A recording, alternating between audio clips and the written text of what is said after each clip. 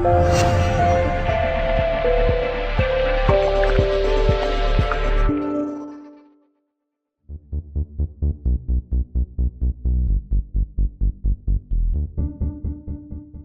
Gannon is going to join us live on air here at Edgeley Park. James, just first of all, what are your feelings at the end of a game like that today? Obviously, disappointment amongst the supporters, and I presume you share that.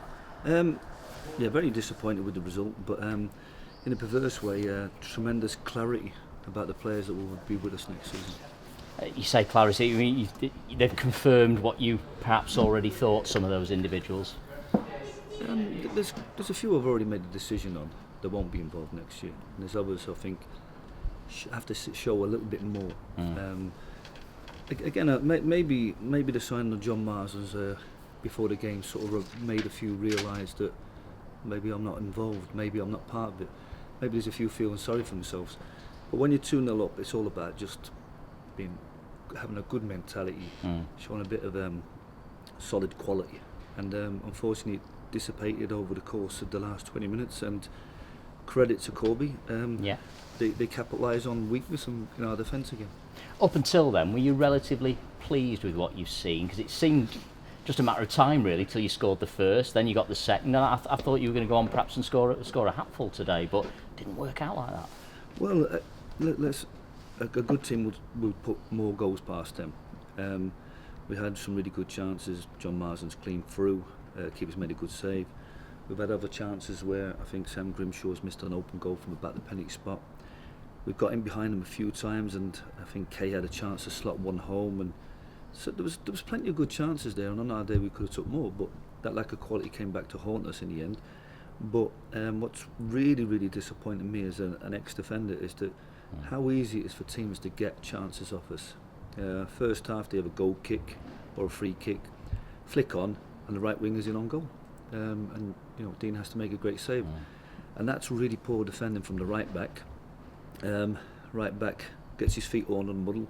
The lad nutmegs him, comes inside, and that's their second best chance.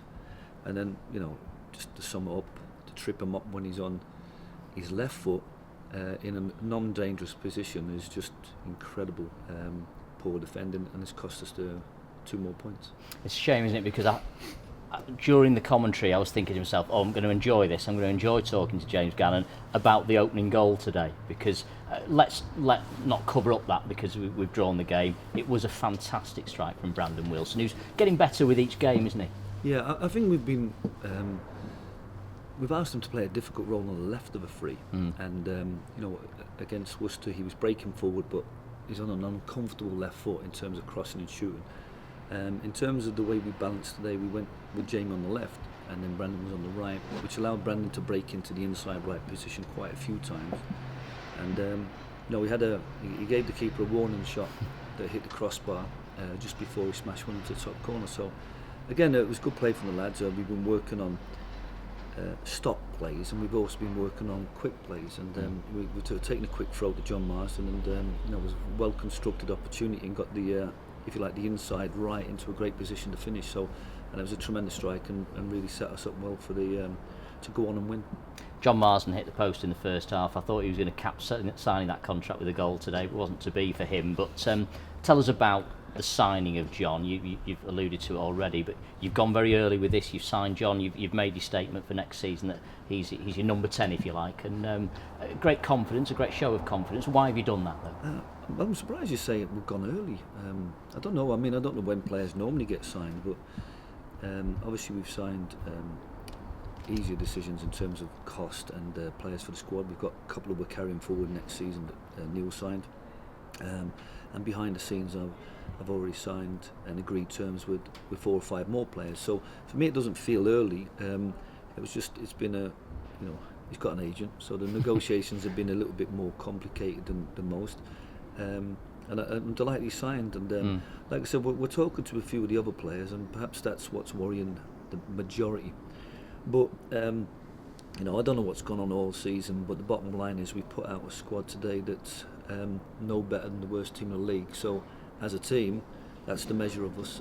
But as individuals, there's certainly players that I feel can play a part in a team that can win games, and in that regard, I think I'm glad to have Jon aboard for next season. I think it epitomises all the qualities I want in a professional, and also in terms of that position. And you know, as I said in the the report on the web, that it was very much an easy decision. It was just negotiating the right deal, because I have to be respectful of the budget, and I have to be fair across the board with all players, because one of the problems we've had at this club is we've got some players on league money and some on North West Counties money, and what I want is a narrower range of quality that are very well equipped for the Conference North, and the pay bands will reflect that, so there'll be a lot more equity across the board, and I think it's just making sure everybody's feels that we've got a fair deal for this level. It's interesting. Does that you think create a better team spirit, better team ethic if people are on similar money, or they understand the money perhaps a little better?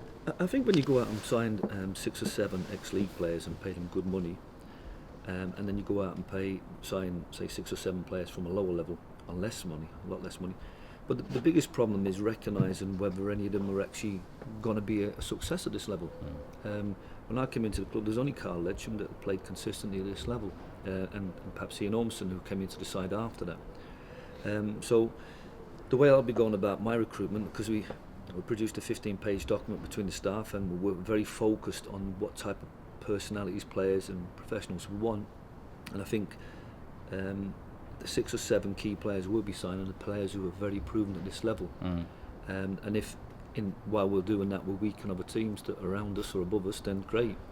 But that would be the key of the team. And then after that, you're looking at players who like they've come out of Evil Stick and done well for us, on good age profiles, good physical profiles, and improved over the last 3 months. They're people we'll invest in again, and similar players from perhaps the Evil Stick League that I feel can do a job on a reasonable wage. And I think I'm pleased with the structure of what we're going forward with. And as I said sort of 4 weeks ago, I wish the season was over and I could start working with those players now, because I'm really disappointed that I'm having to manage players that, in some regards shouldn't really be playing for this club.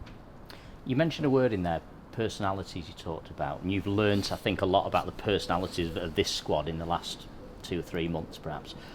How do you know about the personalities of the people that you're going to sign from these levels? Is that something you can do some research into? Because it's a really important element, isn't it, of their makeup?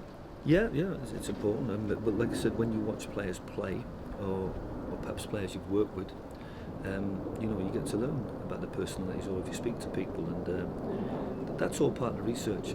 Seeing them in action against you, perhaps players I've worked with, who I trust, that especially the players that we're looking to retain as opposed to the ones we're recruiting. But for me personally, it's there's no real science to it. You do have to do good research. You have to know the player, what his performance level is like at this level. But I want players who have played 40 odd games at this level every season, know what it's like to go to Ferriby, know what it's like to go to lower stuff, know what it's like when to want to play here at Edgeley Park and get results. But I think when you go and sign players who are on their way down, you might not be successful in that strategy, and I don't think it has been a successful strategy at this club.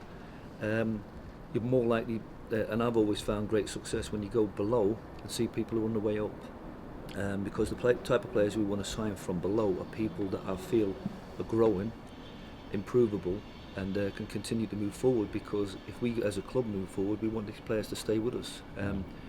So in summary, I think we're looking at quite a big changeover in the summer, but provided I get the opportunity to manage here in the second and third year, I think we'll see very little changes. Just the players that we haven't been able to sign this year are on the contract for next year. So we'll just continually improve, and that's what we did at Northwich, because I was told that Evil Stick North is for 10 quid the players leave, and we had a very settled squad from day one, and 10 of those players stayed with me all the way through, and they grew and grew, and we kept adding the quality when we could find it. And we've got to have the same mentality here. We've gone from one extreme with Alan, who's developing players, to one that's gone and got players who are of a certain age, and I think that we have to find a balance between players who know this level, well equipped for this level, but are improvable, and just grow them into a good team. Sounds like perfect sense to me. When you talk about the squad you've got, I think you've got about half a dozen with Jon Marsden maybe contracted for next season now, or agreed terms for next season. How many do you think you'll need to bring in? What sort of a size of squad are you looking to carry next year? I think people have advised me need somewhere between 18 and 20. I think we could probably go between 16 and 18. Perhaps the 17 and 18 man would be growers, like to George West. There's two other strategies behind that. We're obviously working really hard on the academy players. Maybe one or two of them may come forward and be good additions to the squad. And another real, it's been a strategy. Although people don't like loans, I think for the cost of one player, this year the club's had sort of 10 or 11 loans that have done really well. So if you need a centre forward or a right back or a holding midfielder when you've got an injury, rather than carrying too big a squad, you can go and dip into the transfer market and pick up the right players. So those contingencies will be in place. But because I think they've been relatively successful when you think of the Margets, the Kirbys, the Dysons, the Thornleys, the Hendersons, when we've been short of, when players have been injured. So we want our own players, and we want a good squad that's got strength, perhaps in certain areas versatility and adaptability, so a squad of 18 can cover each other, and then after that just have gather as much knowledge as we can about players who are equipped to do a job for us. If we sound logic, and for us I think if we, that's what we're going to be basing our strategy of recruitment. And like I said, we've got one more home game here and we've got a cup final, but I'm really looking forward to pre-season. I'm quite excited by the players I'm signing, quite excited by the games we have in the summer, and I'm really looking forward to pre-season because I can't wait to see the back of this season in terms of some of the poor play I've had to see. Amazing. I think I know, I think a lot of the fans and a lot of people close to you know how hard you're working. Does that result today and the way that you drew that game, does that really feel like an extra kick in the teeth when you know how hard you're working and then you see a conclusion to a game like that? Is it doubly frustrating? Yeah, you can look at it. I mean, to be fair to the players, I said to them, we've had 13 league games prior to today, and we've not conceded from a foul. We've got away with a few things, people handballing it and punching the ball went inexplicable, but Danny had a warning before that. Ultimately we could sneak over the line here, win 2-1 and not being convincing, and we're all happy we've had another win. But somebody commits a foul. I'll go back to the first chance, whether it is a foul or not. Kay bumps the centre half, and from that free kick they're in on goal. That's why I keep saying to the academy lads, they don't understand when they give a foul away somewhere in the pitch. I'll give them a penalty because you've got to cut out. Their best two chances in the first half came from fouls in the opposition half, and these are layers of tactics and mentality that you need, and if you have them ingrained from pre-season all the way through your career, you don't make decisions like Danny's done, where you're having a little nibble at the player.